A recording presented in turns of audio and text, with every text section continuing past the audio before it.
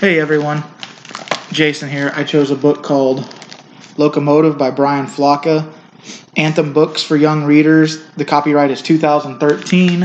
It is 53 pages long, nonfiction, and it's ages 4 to 10. This book starts out with a brief overview of how the railroad was built, and then it kind of follows a family across the country on their little journey on the railroad and describes what they would have experienced back in 1869, going from Omaha, Nebraska to San Francisco, California. It's a good book for learning and both like the experiences of what a family would have had and learning about the old railroad. I'm just going to do some quick reading here because I think it's easier to do that than to explain some of this. So in the first scene, we have the family as they're waiting to get on the railroad there, and it kind of describes what you'd see as you're coming up. Listen for the engine, the mighty locomotive. She's waiting in the rail yard, ready for her work. Hear the clang of the bell. Hear the huff of the engine. Her crew is bringing her out. Clang, clang, clang, clang, clang, clang. See the puff of her stack. A puff of smoke, a smudge in the sky. Clang, clang, clang, clang.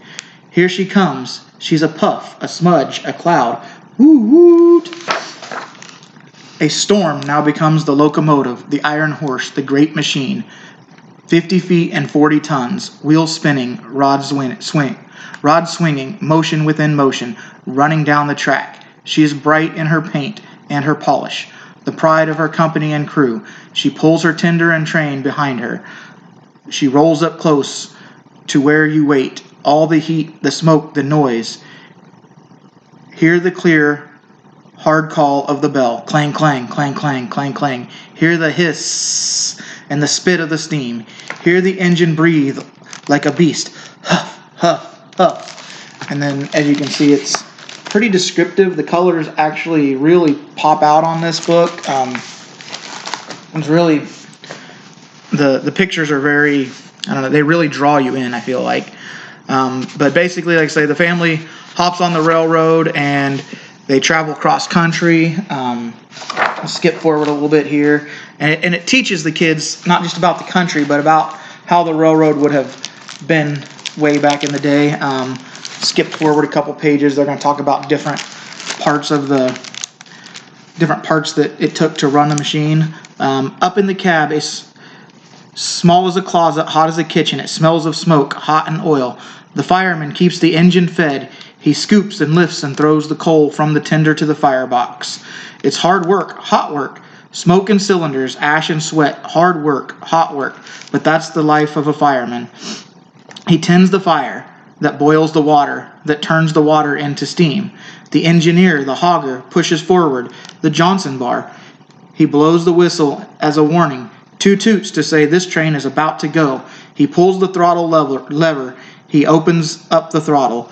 Not too much, too fast, and the wheels would spin the tracks. Easy, easy. He releases the steam and pushes through the pipes as it goes down to its work. And then it has, like, if you can see here,